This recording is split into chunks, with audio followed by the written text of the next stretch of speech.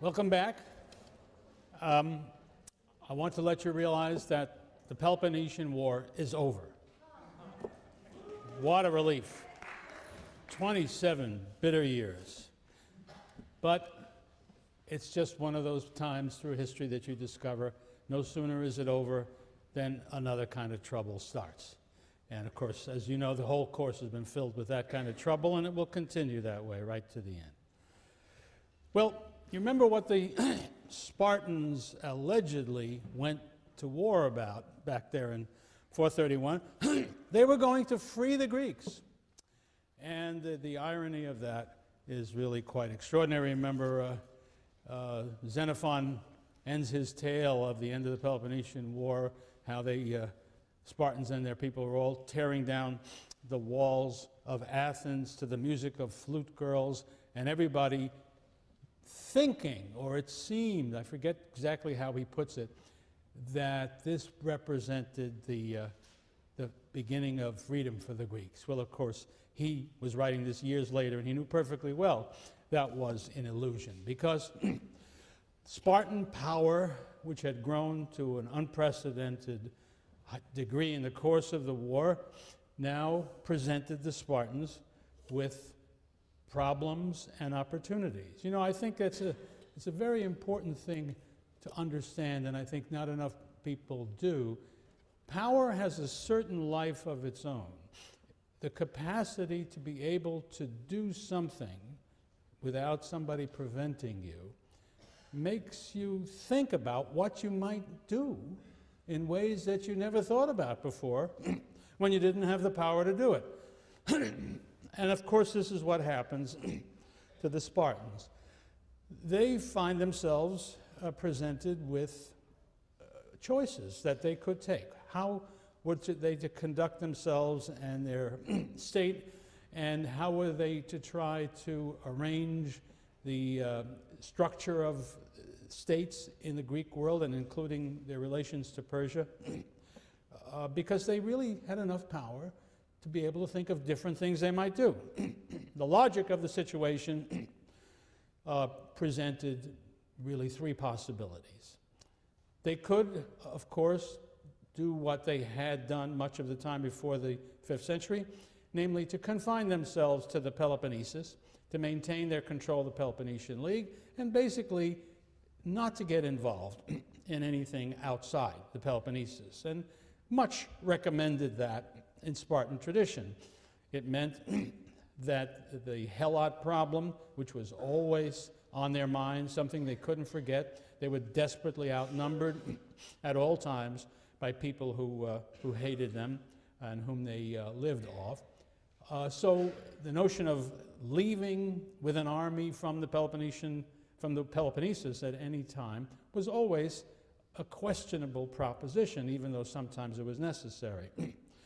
And as we shall see, changes had taken place in Sparta in the course of the Peloponnesian War, of which I suppose the most important was the appearance in the hands of Spartans of a good deal of money, which was made available by the Persians for wartime purposes, but both in the collecting of that money and also in the taking of many cities away from the Athenians, very prosperous cities.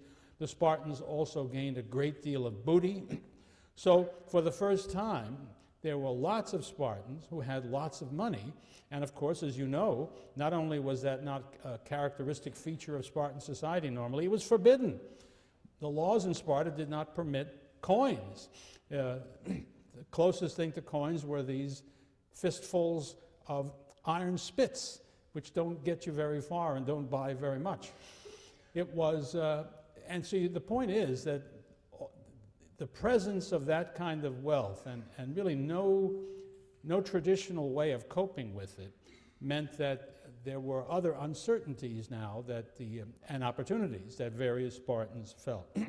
So anyway, the idea of staying in the Peloponnesus certainly appealed to many Spartans because they feared that involvement outside the Spartan world, and certainly they feared the arrival of money, which would be necessary as they became outside, to be engaged outside that world, would undermine those traditions which they valued so much, which were part of their identity. Living according to the laws of Lycurgus was what it meant to be a Spartan and made you feel superior to other people. So there was a feeling of danger in the minds of the conservative Spartans who would have preferred that. But of course, there was the other possibility that the Spartans could use this newfound power, and I suppose the money that went with it, to govern things and maybe to exploit opportunities outside the Peloponnesus. And that choice also could be divided up into two.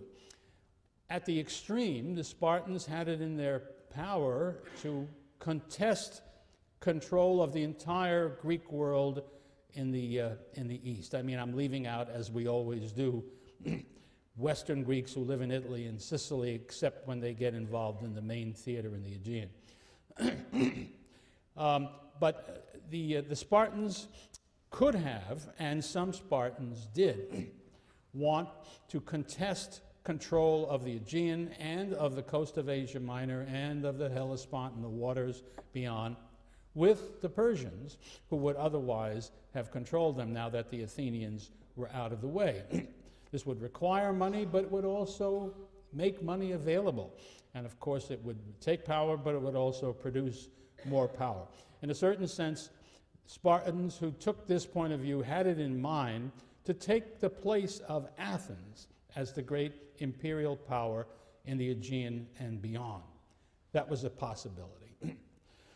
And we know for sure that some Spartans, and the chief figure here was Lysander, the great general, admiral, who had been responsible for winning the war. We know for sure that he and others around him liked that idea and sought to pursue it, but they were not alone in that opinion. And then there's a third possibility that the Spartans had, and although the ancient sources don't tell us that any Spartan leader specifically had this in mind, the sheer logic of it suggests that some of them must have thought this was a good idea, and certainly some of the Spartan actions suggest that they were pursuing such, or tried to pursue such a policy. That was not to be confined to the Peloponnesus, but also not to engage in this grand, or you might even say grandiose, plan of supplanting the Spartans of the Athenians, which would include necessarily, somewhere down the road, conflict with the great Persian Empire. Of course, the great Persian Empire didn't seem so scary as it had at one time in the past. Remember, the Athenians had defeated the Persians. First of all the Greeks had done that back in 480, 479. But even so, ever since then, the Athenians had repeatedly defeated the Persians over and over again. So they weren't anything like the scary thing they had been at the beginning of the century.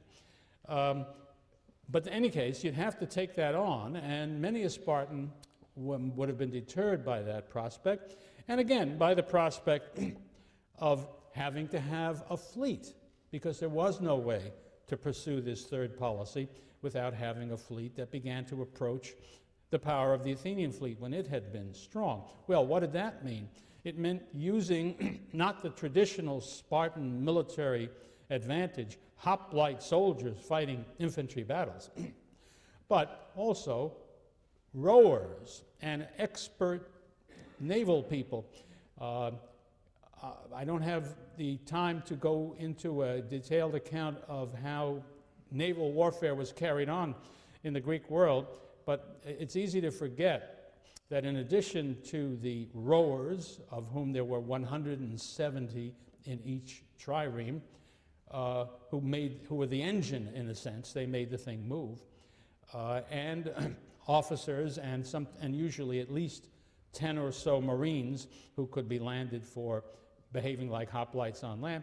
In addition to them, there were critically skilled people who made all the difference in the world, and whether you won or lost in these naval battles, who were, they were sort of like chief petty officers, if you think about it, or master sergeants in the army, professionals whose very great skills are critical for the functioning of the larger army. The Greek word for the most important of these was kubernetes, which means steersman. They were that, and they were more than that. By the way, it's a very nice word because our word, all the words that have to do with governor, government, govern, all derive ultimately from the kubernetes. So this would have meant that all kinds of people who were not Spartiates would be critical for the success of such a mission of the overseas type. And so many a Spartan felt that was too much of a derangement of Spartan life and didn't like it for that reason. But you could still be in favor of a middle policy, which would mean extending Spartan power or maintaining Spartan power on the Greek mainland outside the Peloponnesus. And there were certain things that recommended that. For one thing,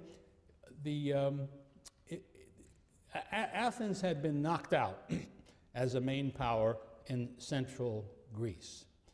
And that meant, and it had been demonstrated in the course of the war that it meant it, that Thebes, the dominant power in Boeotia, had already grown to considerable power, had developed a degree of independence which allowed the Thebans to challenge the Spartans frequently, and to there was a very real chance that Thebes would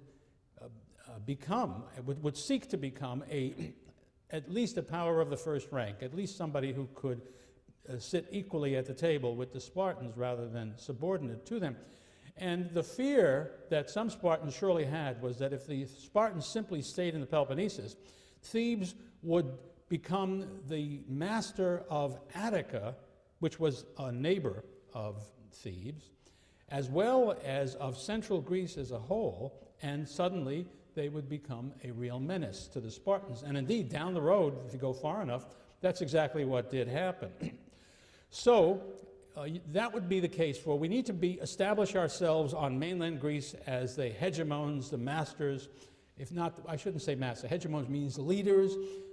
There's always a conflict there too. When you have a power which is superior to that of the other states, but you don't conquer them, the question is, do you want to relate to them, as the Greeks would have said, as a hegemon, meaning a leader, which implies a degree of voluntary cooperation, or do you want to dominate, which means mastery? And Spartans disagreed among themselves as to what was necessary, even if you were going to take that path. But these three routes were theoretically, and I think, as a matter of fact, really, things that the Spartans argued about, and there was a certain amount of moving back and forth as the Spartans shifted from one to the other, as different individuals gained influence and as circumstances changed. It's easy to designate at least two of the factions, and I'm inclined to think there were three that can be identified, and identified with people.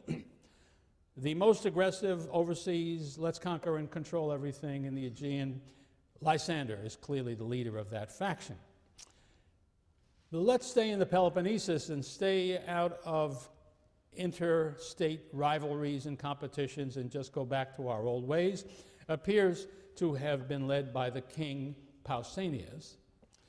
And there's another king, Agis, and he is the one that's unclear. It's not, can't be confident that he represented a third faction, but I think there's some possibility that he did, and that was the faction that wanted to limit Spartan power, influence, control to the mainland of Greece and not to go to sea. And there were great arguments against the Lysander approach. For one thing, the number of Spartans was pretty small to control too vast a territory. We can't be sure how many there were by now, but it's pretty well agreed that in the middle of the Peloponnesian War, there was something like 3,500 Spartiates, only that many. And the figure continues to go down. By the time we get to the decisive battle of Leuctra that defeats Sparta finally in 371, there are perhaps about 1,000 Spartiates. Well, how do you run an empire? Forget about how do you conquer one. How do you run one with that kind of population? And also, of course, the Spartans had traditionally not been a naval power and had done very poorly at sea compared to the Athenians, at least. And it was an open question how well they would do against the forces that served the Persian king at sea. The fact was, too, that they had no experience with money, and money was a critical part of maintaining such an empire, as the Athenians could tell them. And everything in the Spartan tradition was based on land power. Now, we can overestimate that. After all, the Spartans had been sending fleets out to sea throughout the Peloponnesian War. In the last part of the war, they won 2 important battles, of which the final battle was critical, the Battle of Aegospotami.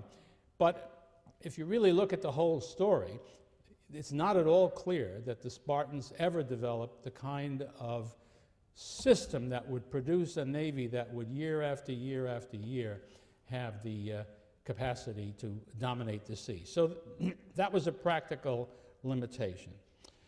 Well, anyway, however that might be, the man of the hour in 404 was Lysander, the great victor of the Peloponnesian War, and his policy was the extreme policy, the let's conquer it all policy.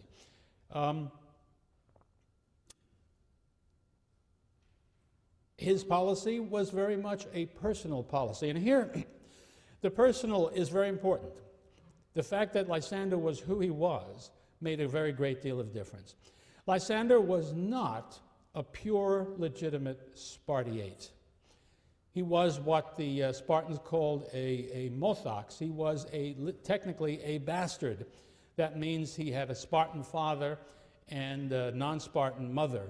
Typically, such women would have been helots. But in any case, he was brought up, nonetheless, as a Spartan, but not as a Spartiate.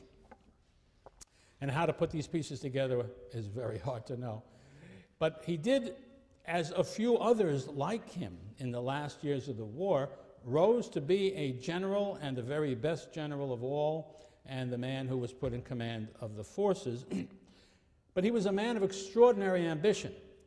And the ancient writers tell us that he had developed the notion of actually bringing about a revolution in Sparta and changing the constitution in such a way that would allow him to become effectively the ruler of Sparta, and the kings, the traditional kings who were born to the purple, to be put aside. Well, if he was going to do anything like that, even if he was only going to try to retain the position he had achieved of tremendous influence and power, he would need to have a command, he would need to have money, he would need to have supporters of every kind, and his policy, therefore, for Sparta was very much a policy that fit the needs of Lysander. Wherever he liberated a city in Asia Minor, which had been under the Athenian Empire, part of the Athenian Empire, he established a different kind of government. It consisted of 10 men chosen from the local people who were friendly to him, who were reliant on him, his people, his puppets, if you will. The name for these establishments was decarchies, rules of 10, men of 10, groups of 10. And they were his people. And to make sure that they were safe, he placed a Spartan garrison, or at least a Peloponnesian garrison, in that city, led by a Spartan commander called a harmost. It comes from the same word from which we get harmony, somebody who preserved order, who was the military commander of that region. All of these people, the harmosts, the decarchs, were all his creatures, not anybody who had any independent power or influence, simply his people who did the job for him. And liberators of the Greeks as they had claimed to be, Lysander did not abandon collecting the money from these cities that he had allegedly liberated, the same amount apparently that they had given the Athenians, because our sources tell us that the Spartans were collecting 1,000 talents a year from the newly acquired empire, which is something like what the Athenians got from it. So all of that is in place. This newly founded Spartan Empire was different from the Athenian Empire in a variety of ways. Remember the Athenian Empire, it started out as a voluntary association with a very clear common purpose, to liberate those Greeks who were still under Persian rule and to preserve their freedom from their Persian neighbors and former conquerors.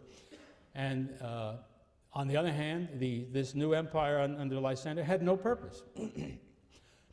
And it was not voluntary in any shape, manner, or form. It was thoroughly compulsory. I think it's fair to say that the Spartans had simply betrayed the Asiatic Greeks whom they had engaged in the rebellion against the Athenians, and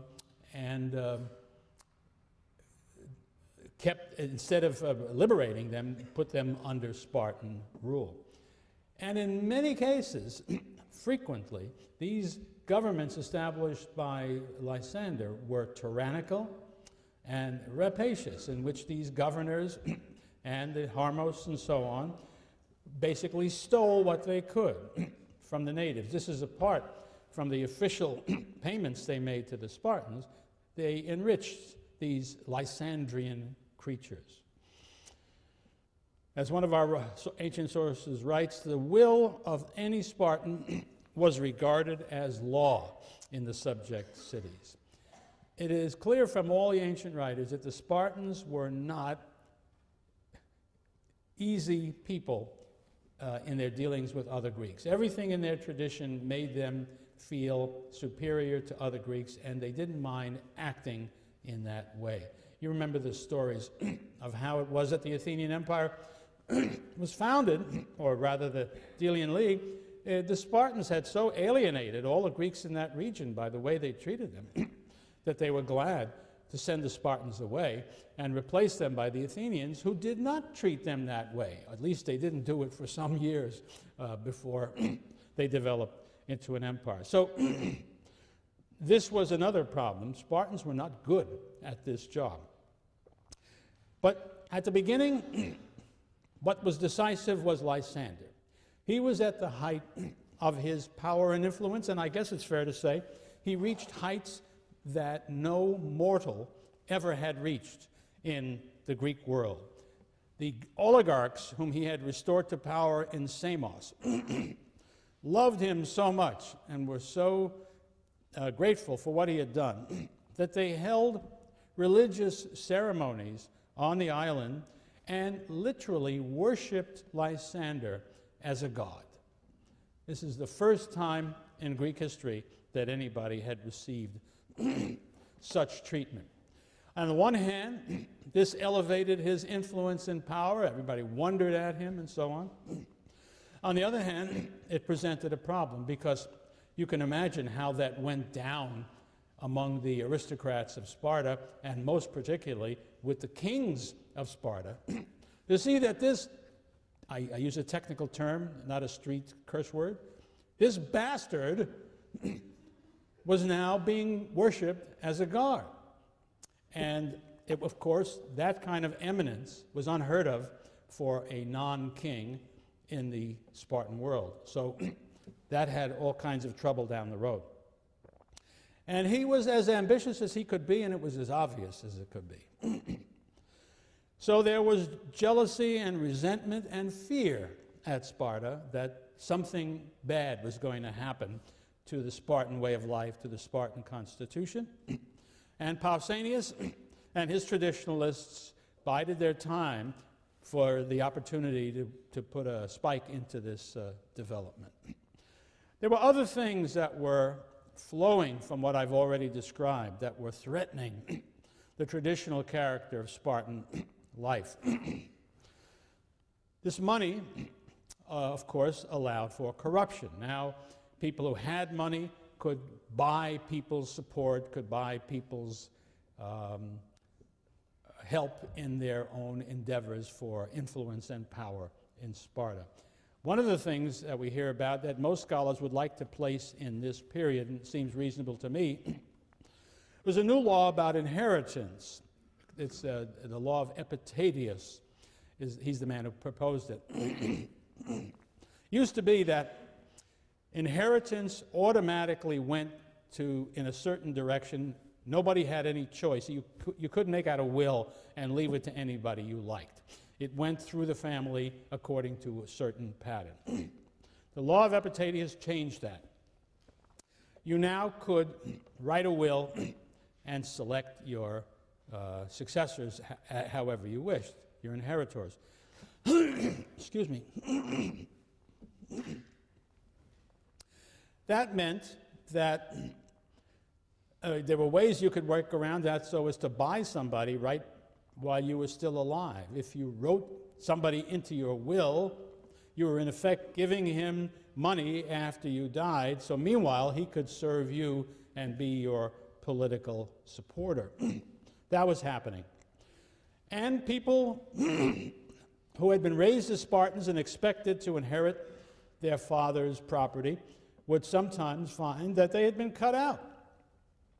And now they were Spartiates by birth, but they lacked the necessary wealth, necessary land, to provide for their meals at the common mess, and so they could no longer be Spartiates in the full sense. And a term was discovered for them. They were called hypomeones, which means inferiors. And some of the guys who rose to power late in the Peloponnesian War as generals, because they were just good at it, came from some such class. So you have a variety of Spartans who are important, who are not helots, who are not people you can just do what you want to. They play a significant role in society, but they don't have the position of honor, the position of belonging that was necessary. And these were disruptive and troubling developments in the Spartan state. We get a clue about this. In 398, we hear about the planning of a revolution in the city. A man by the name of Kinedon, who was one of these hypomeones, was planning to have an uprising in which they would kill lots of Spartans and set up a new regime that would give room to the people who were outsiders. Well, the plot was prevented because one of the people that Kinedon approached told the story to Spartan magistrates, and the plot was averted. But he told, the story he told was this. He was standing one day in the agora in Sparta, and Kinedon approached him, and he said, look around you, he said. How many Spartiates do you see? Well, the answer was 40. He said, and how many people are there around here who are not Spartiates? And he said, about 4,000. He was talking about hippomeones, neodamodes, various other subspecies, but also helots and also perioikoi. And said Kinedon to the man he was trying to recruit, these 4,000, as regards the Spartans, would gladly eat them raw. So his message was, why don't we have a little revolution? Well, the answer was he was forestalled. But it does tell you that the situation had become sufficiently dangerous that such a possibility existed.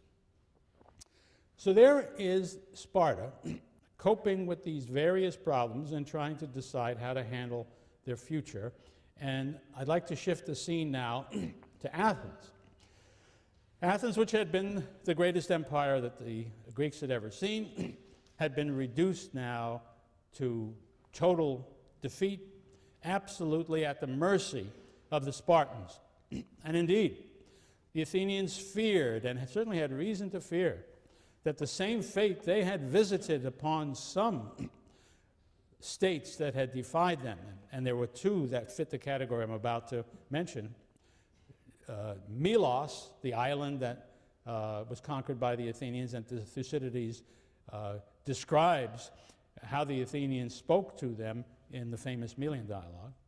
And also a place that is not, most people don't remember, but another town in Thrace. In both places, the Athenians killed all the adult males on the island when they finally put an end to the siege, and sold the women and children into slavery.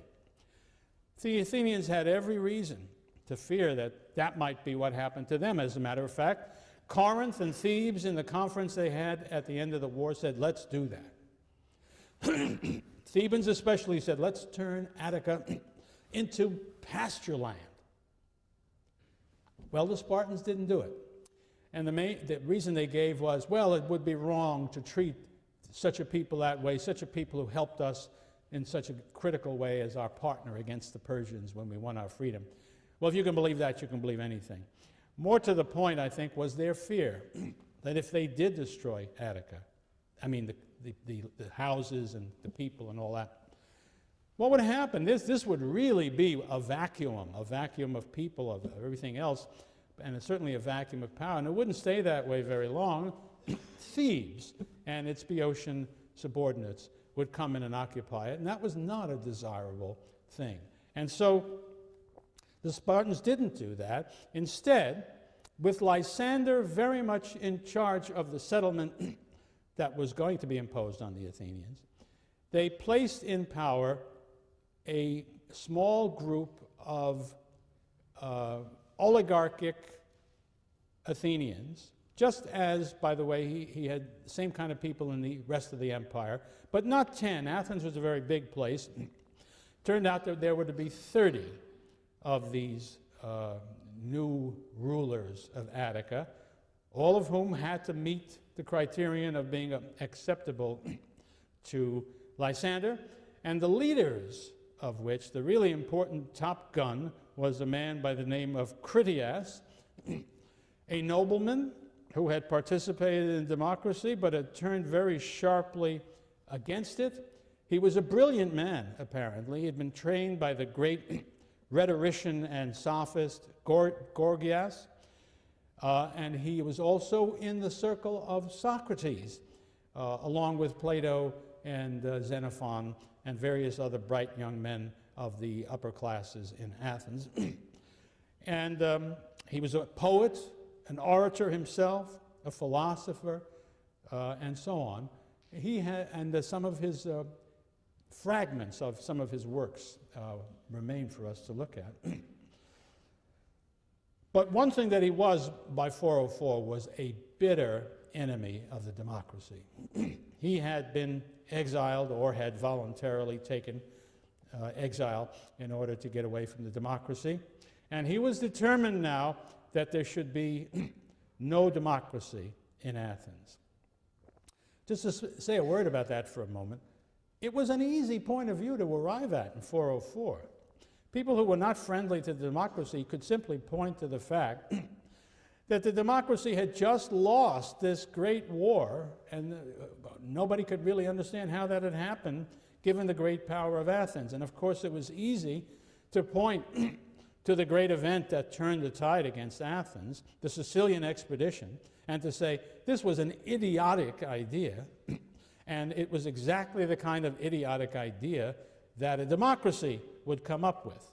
And so that democracy itself was seen to be not just, how can I put, well, I'm just going to say, let me say, it was seen to be inherently wicked because it violated what seemed to be the truth about human beings, and which was very much a part of all Greek tradition from the first time we hear about it in Homer until, well, forever, which was, contrary to the principle of democracy, which is that all men, adult male citizens, are equal in some very fundamental way, or should be, was the the contrary view, which had much greater support in Greek tradition, that no, men were in fact divided into different kinds of people, and in fact the Greeks thought a division into two kinds was the right kind,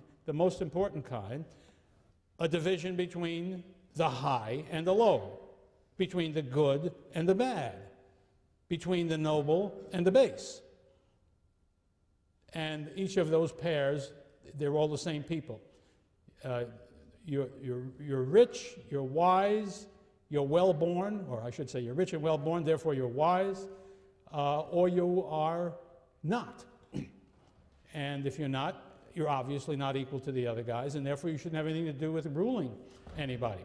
So that was the basic, widespread view of what was natural in the Greek world. Now, you add to that that they have just lost this terrible war, and you could point to what seemed to you to be both wickedness and foolishness. How in the world could anybody think democracy was a good thing after that? Lest you think there's something special about that. That's such a characteristic of the human race.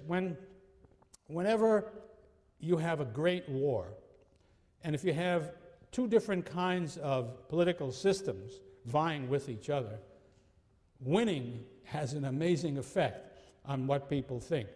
So that it was take the First World War, when let me back up. Let me not back up. Let me just say that those countries who lost the war were very open to the idea that whatever, they typically had been monarchies and so on, but they had been rather, relatively speaking, liberal monarchies. They had, what do you call them, legislatures and elections and things like that. And what came to be seen, came to be seen as a losing proposition. And so fascism of one sort or another took root across Europe in states that had had that misfortune. And it was felt that success or failure had to do with the rightness or the wrongness, the wisdom or the foolishness of the kinds of arrangements that you had. And then while the Soviet Union was powerful and expanding around the world, it was expanding in part along with the idea of communism, which was thought in the circles where it succeeded to be superior to the competition, and observed that when the Soviet Union finally collapsed, there may be communists around the world anymore, but they don't admit it. I mean, they call themselves something else. The idea has been discredited by success of the competition, by failure of that thing. So it's a phenomenon that is not amazing. Well, this looks like the earliest example, I think, that we know. So Critias, in any case, was determined that Athens in the future would not be a democracy. And in fact, it looks like he was very much taken, again, this is typical, with the virtues of Sparta, because Sparta had won the war. So it's easy to say the characteristics that the Spartan state had must be good ones, because they can do the most critical thing that a state can do, win in competition with the other states. So he had in mind a very narrow oligarchy. One scholar has suggested he actually had in mind to establish in Athens the closest facsimile he could of the Spartan constitution. It could never be exactly the same, but he was trying to do something like that. That could be true. But it was going to be narrow. A smallish number of people were going to control the city. In fact, well, let me back up. I'll come back to what I was about to say. Now, however, when they set up the 30 to rule Athens in 404, it was apparent to people who could judge matters pretty sensibly that given that Athens had been a democracy for over 100 years, that it would not be easy to impose such a regime, and that if you made the regime too narrow and too oligarchical, you might find yourself having trouble in keeping your new regime in power.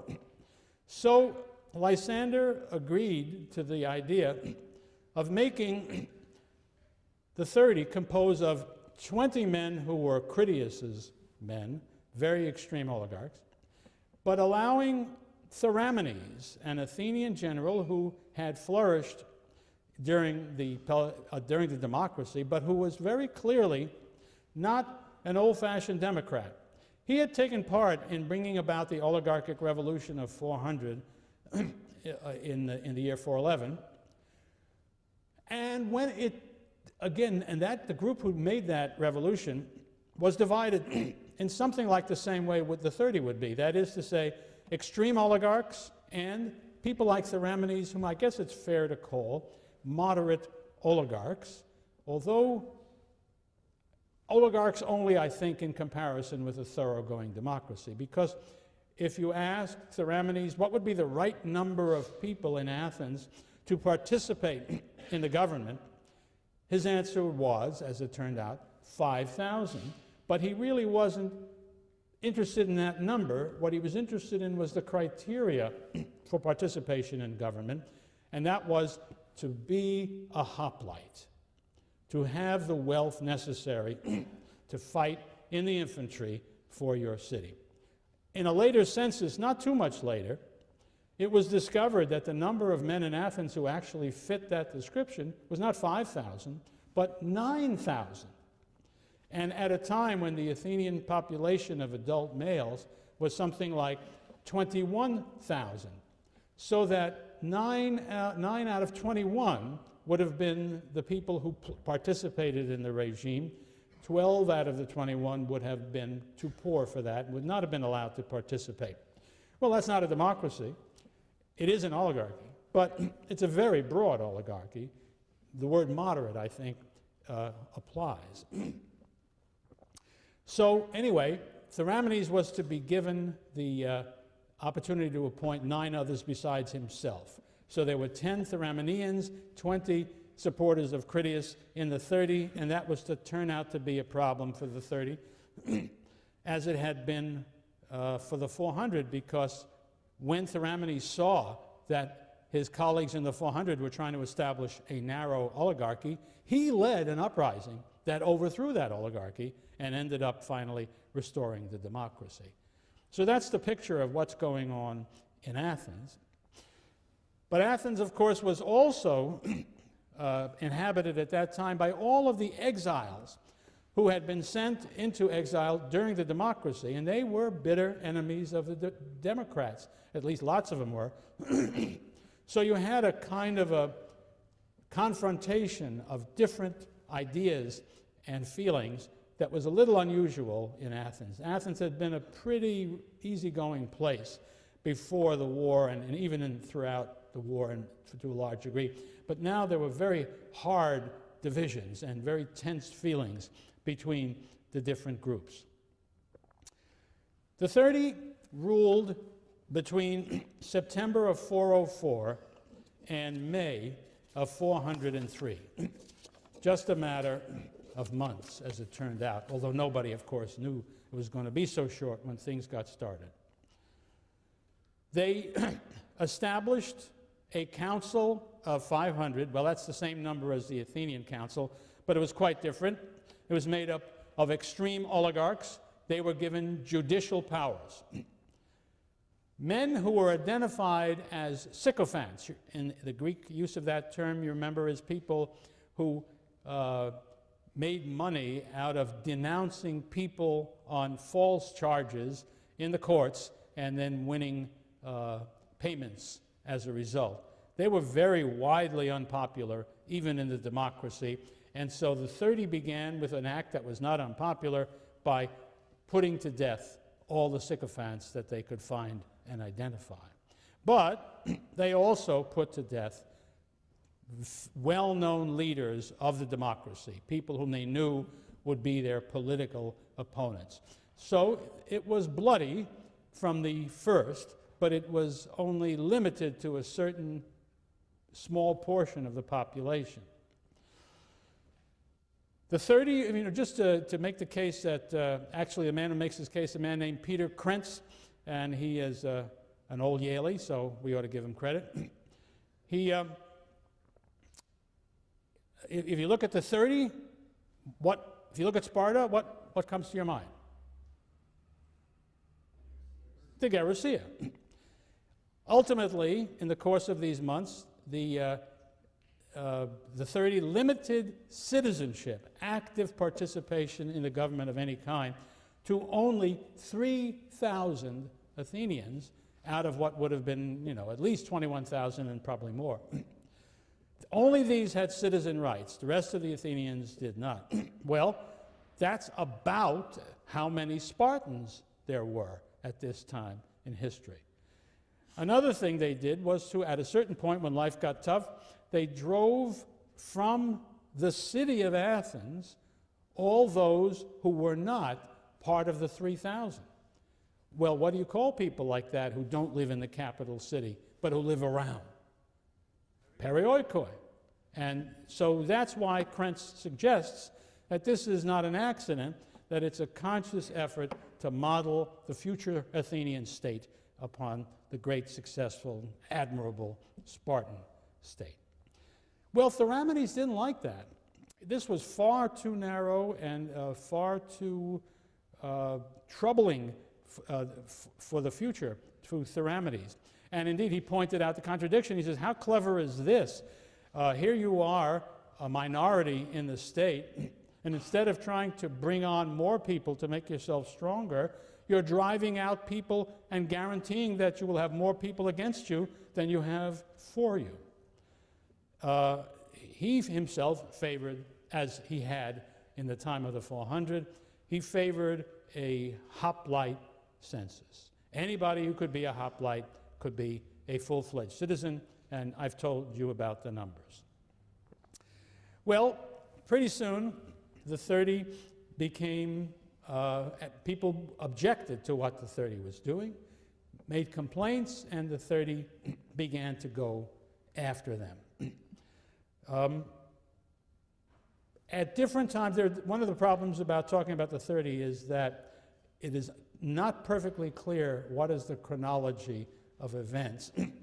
And I can't tell you with certainty what happened, but in what order these things happened. But at some point in here, the 30 began to attack a larger group of Athenians, sometimes because they were seen to be political opponents or thought to be political opponents or related to political opponents.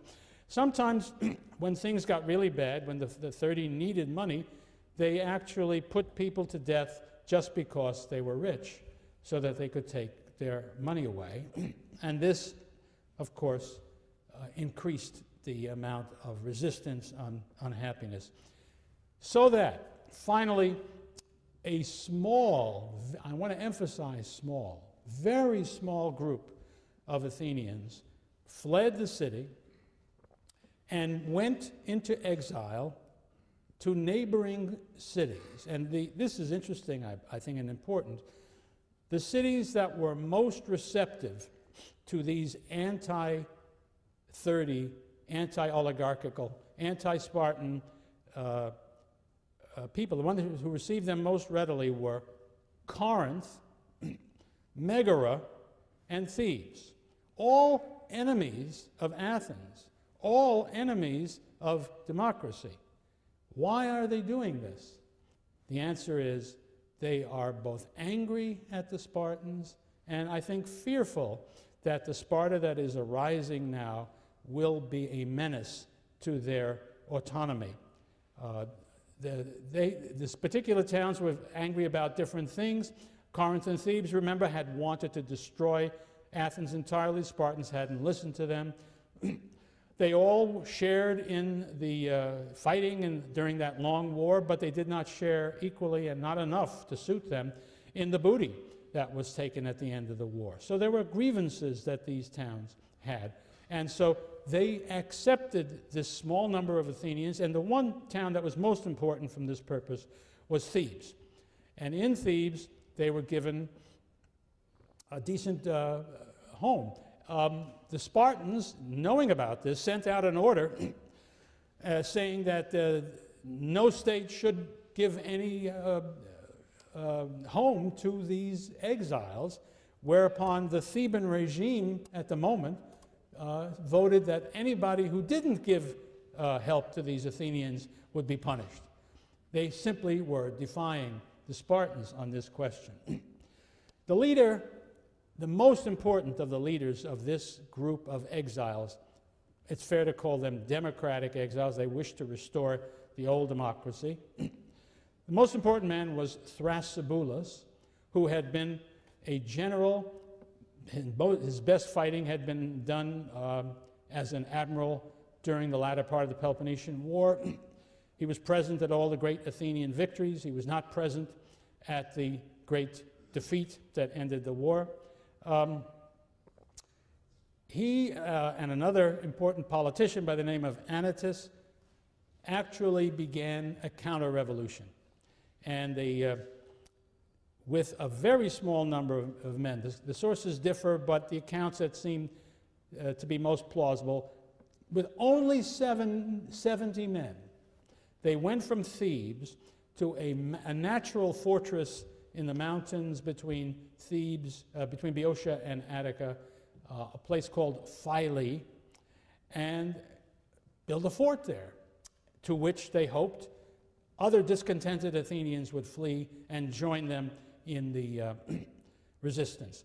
And I'm using the word resistance, and it brings to mind, of course, an analogy that has always struck me as helpful in comprehending the situation confronting the Athenians at this time. To my mind, it is helpful to think about France in June of 1940, after the Germans had defeated France and occupied part of it and left the other part unoccupied but absolutely beholden to the Nazi regime. Now, Frenchmen had three choices, and just as the Athenians did. One possibility would be to join up with the new regime and try to prosper as part of it, and some Athenians did that. Others would do what Trazibulus did, and in France it was de Gaulle who did this. He happened to be in London at the time this happened, and he began to organize to undo what had happened and to throw the Germans out, establish the Free French forces. It's important to realize that after the war was over, it's amazing how large that Free French force had grown in people's minds. In reality, it was a handful of people. And that's the way it always is, and that's the way it was in Athens as well. It was a terrifying prospect to tackle this regime, which looked like it was unbeatable. Remember, they had been put in place by the Spartans. The Spartans ruled the world. What could anybody expect to change that situation? Just as the Nazis looked like they were in business for the 1,000 years that Hitler had claimed he was going to have. So that it didn't look like you were a very courageous man if you joined de Gaulle. I don't know, how many of you have seen Casablanca? Yeah, okay, at least you've seen one movie in your life. That's great. Well, you remember, what are Claude Rains and Bogey doing at the end of the war when he says, Louis, I think this is the beginning of a beautiful friendship. When he says that, they're going to Brazzaville to join the Free French. Well, great. But what did people think about de Gaulle? They thought he was a goddamn fool. There was no chance. This was idiocy. Sensible men, what did they try to do? They tried to win as much as they could in collaborating with the Germans to make the fate of the Frenchmen less hard and to help France in the future in that way. That's the way it was with most Athenians. Most Frenchmen and most Athenians didn't do either of those things. They kept their heads down and tried to live their lives as best they could. And I think what you need to understand is happening, and it all puts what Trazibulus and Anytus and their friends did in a very special kind of a light. These were extraordinarily brave, extraordinarily rash, and extraordinarily optimistic people. And as it happened, in this case, it worked for them amazingly. they begin to gather forces that are helping them. Another interesting point is that it's remarkable how few of the people with Trazibulus were actually Athenian citizens. A surprising number of them were permanent resident aliens, medics, who of course were great targets for the 30 because they were typically well off and had money, and of course they had no rights and no power. So many of them, most of the medics were certainly on the democratic side of this argument. Many of them went to fight. Others, like Lysias the orator, used his money to hire mercenary soldiers to fight for the Trazibulus Democrats as well. Well, the first test came in the month of January. There were this 70 guys or so up in the fortress on Philae. By now, the 30 were worried enough about this nascent army to send an army of their own, much bigger, to try to get them. And it's at this point that I'm always reminded, again, talk about analogies of the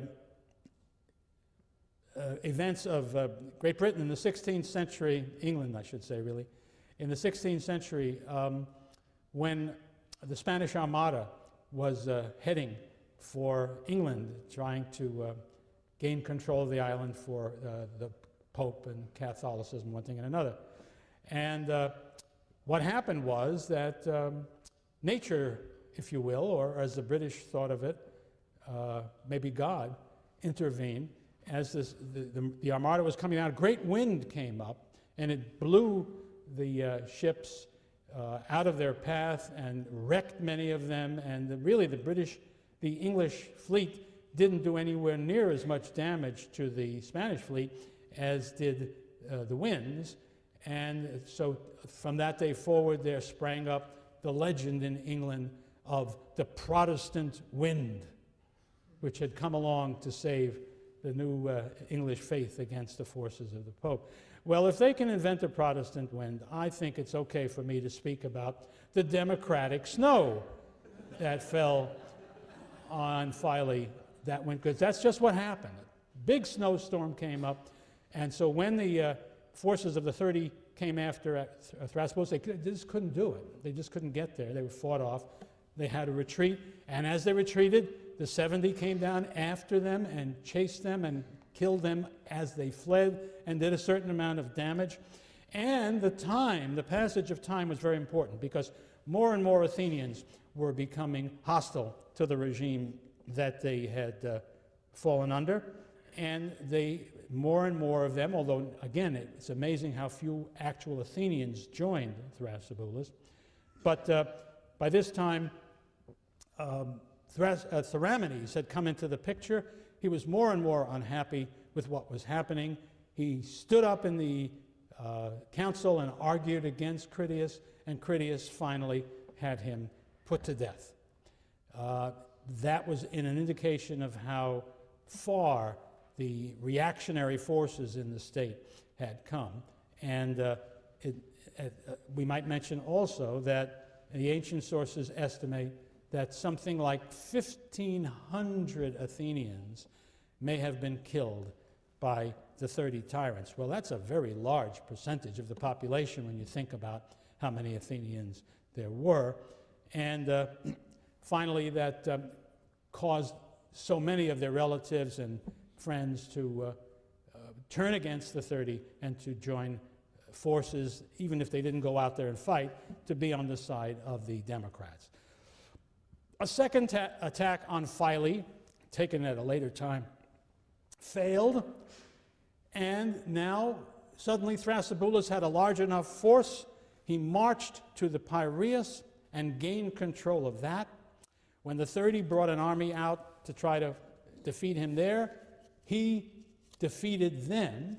They were forced to flee to Eleusis on the northwestern frontier of Attica, and the Democrats were in position to take control of the city again. The 30 were deposed by the 3,000 because it was obvious they were losers. And now the 3,000, the successor government to to the 30 appealed to Sparta for help against this democratic army that Thrasybulus had put out.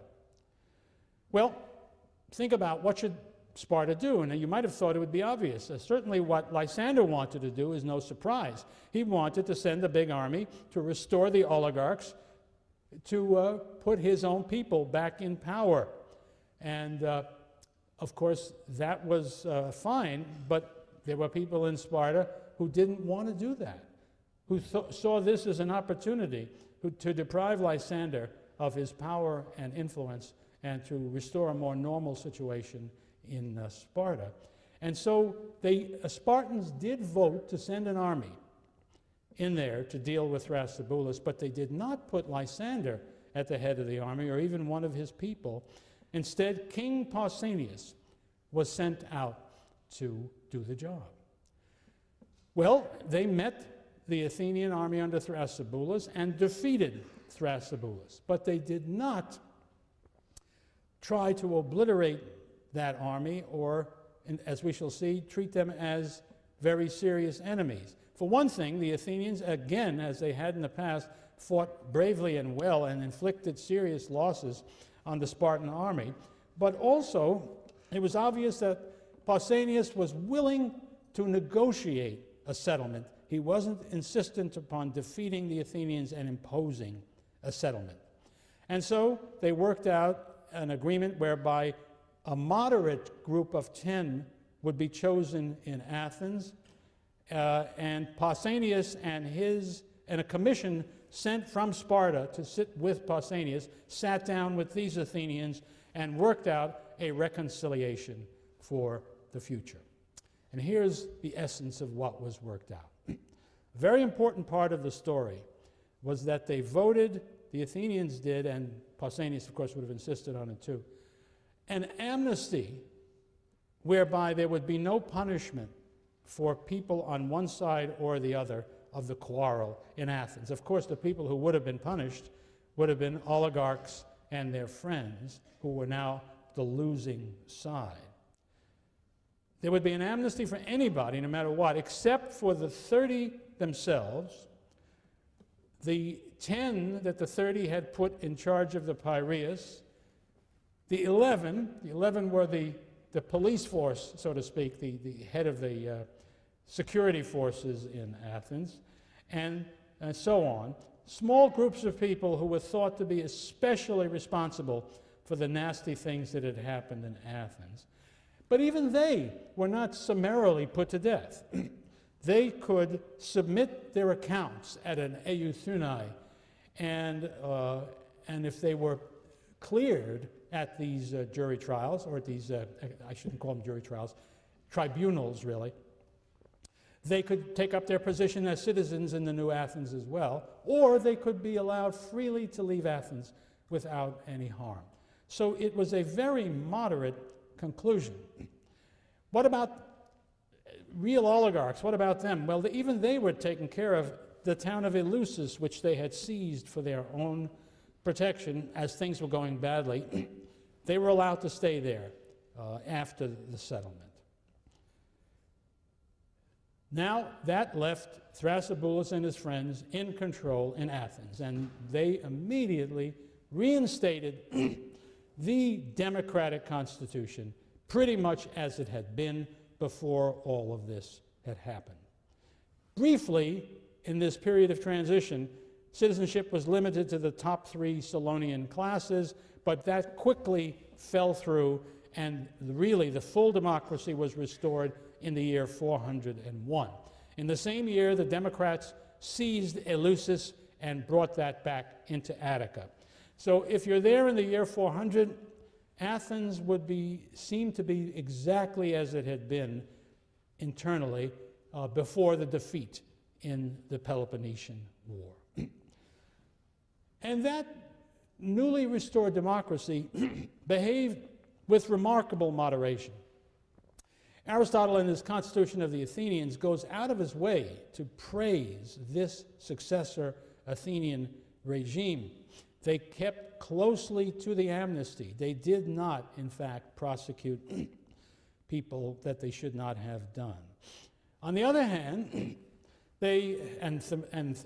Aristotle praises this too because he also is, I guess his sympathies are very close to those of Theramenes, to moderate oligarchy, or what Aristotle would call politeia, moderate regime. When Thrasybulus asked, this is an amazing thing, when he asked that those people who had served in his army, who had liberated Athens and restored the democracy, that these people be granted Athenian citizenship. The Athenian people voted no.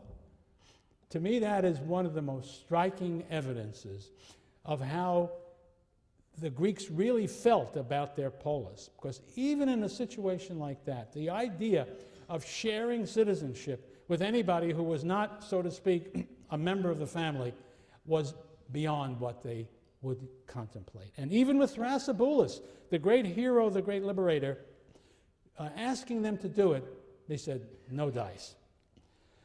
They also repaid the debts that the 30 had accumulated. What they were doing, of course, was trying to get things calm as fast as they could, to achieve stability. It's a very rare thing. Imagine, well, think of what the French did when the war was over. They took their collaborators, they tried them, and they killed them, for the most part. That's what civilized people do. I mean, look what they did in Rwanda and other places like that, where different sides in the Civil War simply butcher each other. That's a very normal situation. What the Athenians did was very abnormal. It was evidence, I think, in part of a great deal of wisdom on the part of the key leaders at the time. And I think it also shows you that Athens, over the many years of its democracy, had not had sharp edges between the classes. I think there was a general kind of good feeling that made that sort of mass execution something that seemed foreign and too undesirable. So, if we look at Athens in 401, the democracy has been completely restored. And I'd like to draw my comments about this to a close by focusing on Thrasybulus, a man who I think probably none of you had ever heard his name when you came into this class. You'd heard of Pericles, you may have heard of Themistocles, you heard of lots of different Athenians. You never heard of Thrasybulus. So you might be surprised to hear the following. Cornelius Nepos, a Roman historian of the 1st century BC, in writing lives of famous Greeks and Romans, wrote the following about Thrasybulus. If excellence were to be weighed by itself, apart from luck, I believe I would rank this man first of all. This much is certain. I put no one ahead of him in sense of honor, steadfastness, greatness of soul, and love of country. That ain't bad. But it's not the end. A few years before 180 AD, Pausanias, the great travel writer of antiquity, wrote his guide to the famous and historic places of ancient Greece. In the section on Athens, he described the graves of the heroes and men that line the roads outside the city, beginning with the one leading to the place known as the Academy. Here's what Pausanias, the travel writer, says.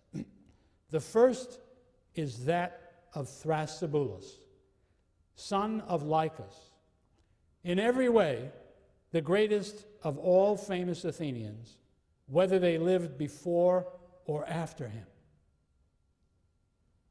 Think of all the names that are involved in that. And maybe the weight of Pausanias' general comparison is intensified by something a little bit more specific, because the next words in Pausanias' account are these. His is the first grave, and after it comes that of Pericles. Just in case you thought he missed Pericles by mistake. Now that's extraordinary. And there's a great puzzle that I can't solve and probably never can be solved, but how could it be that these fellows who lived centuries afterwards said these things about Thrasybulus, and we never heard of him. I mean, barely heard of him. The best answer I can give you is there must have been lost histories, and we know there are, of the period. And they must have given Thrasybulus the kind of credit for his remarkable achievements that don't show up in Xenophon and Diodorus and the orators. But we at last, and you have an obligation to future generations, must not let the name of Thrasybulus lie in obscurity again. And just so that you don't forget him, remember, he is the only Greek I know whose name fits a Yale fight song. Thrasybulus, Thrasybulus.